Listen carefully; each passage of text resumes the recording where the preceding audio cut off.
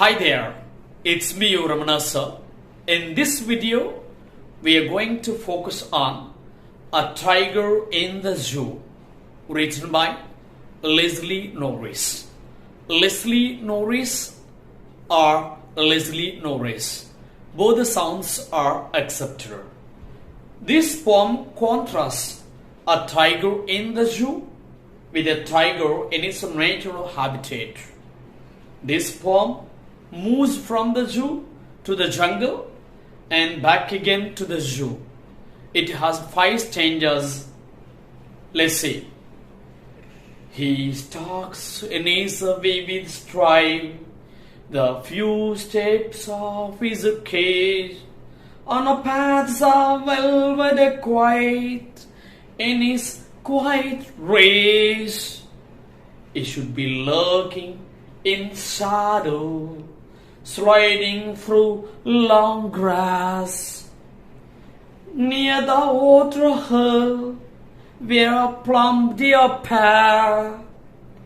He should be snowing around houses at the jungle's edge, bearing his white fang, his claw, terrorizing the village. But he is locked in a concrete cell. It is strung behind a bar, stalking the length of his cage, ignoring visitors.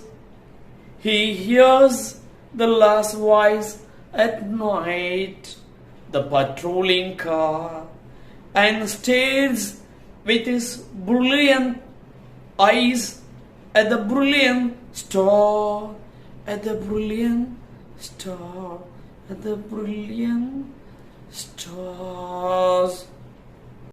George Leslie Norris was a prize-winning Welsh poet and a short story writer.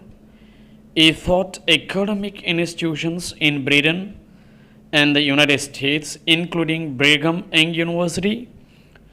Norris is considered one of the most important Welsh writers of the post-war period. His literary publications have won many prizes. The theme of the poem is the poet describes the mental state of the tiger in the cage. There is a comparison between the life of the tiger in a wild state, in a natural habitat, and in a cage. What the poet urges: the wild animals should remain in their natural habitat, not in a caged zoos.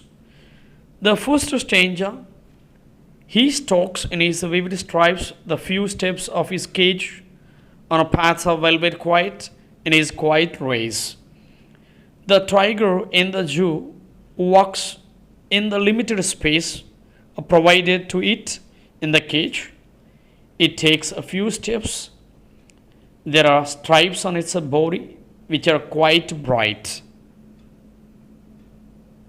And the tiger is silent but in anger. He is extremely angry but is helpless. The second stanza, it talks about he should be lurking in his shadow, sliding through long grass near the water hole where plump deer pass. The poet pities that the tiger should have been lurking and sliding in the tall grass instead of being here in the cage. He should have been in the natural habitat, hunting and resting. But what happened here? He is in the cage. So he suggests that the tiger should be in the forest. In the forest. And the third stanza talks about he should be snowing around houses at the jungle's edge, bearing his white fangs and his claws, terrorizing the village. So the tiger should be sitting at the jungle's edge in close vicinity of a village.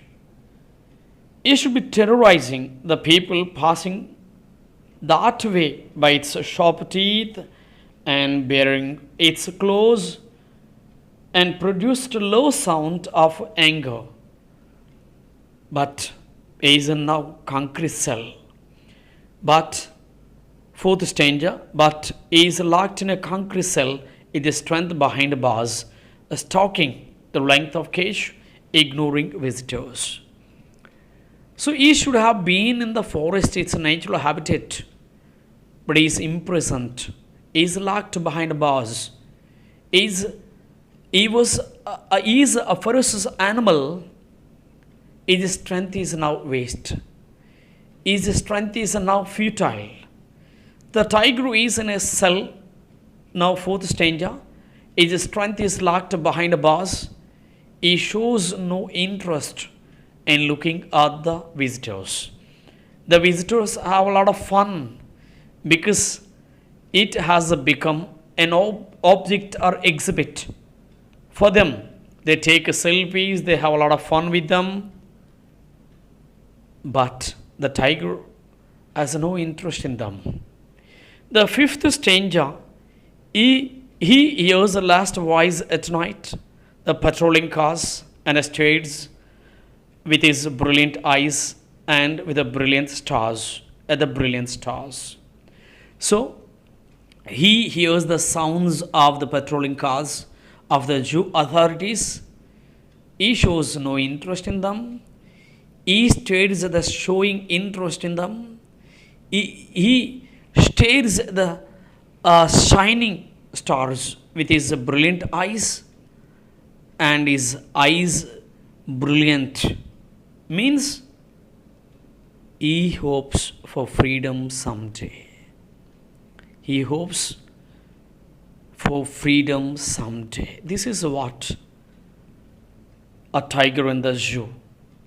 The poet urges the animals or the wild animals should be in their natural habitat, not in the zoos or in cages. Let's see rhyme scheme now.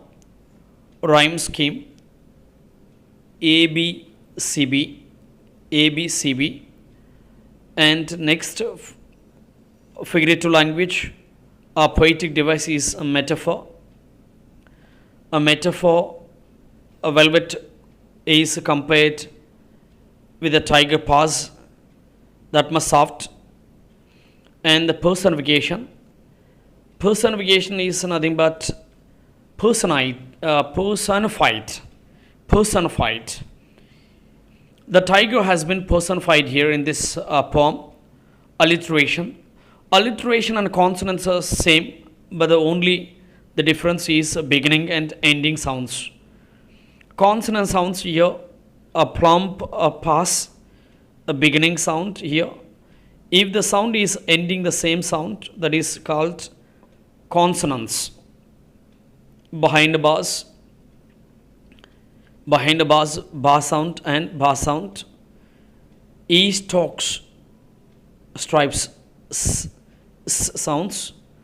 Repetition. Repetition means here quite.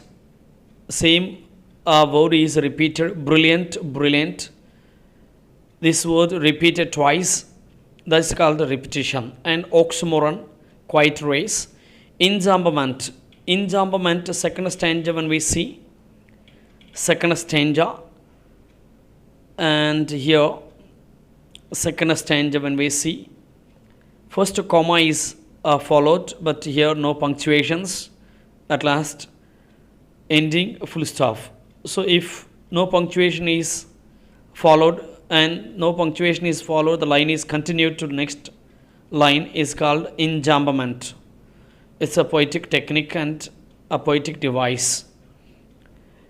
And imagery, visual imagery, when we see here all five senses, we can perceive the poem to understand a better understanding here.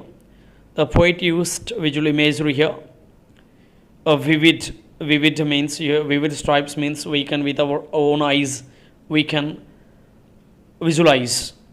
Next, assonance. Assonance means vowel repetition. Vowel repetition here. I, repetition is there. Consonants means here ending sound, stalks, s, stripes, s, fangs, is, close, is. So same repetition or the same sound is repeated twice is called consonants. Onomatopoeia means here natural sound snarling. Thank you for watching my video. Thank you.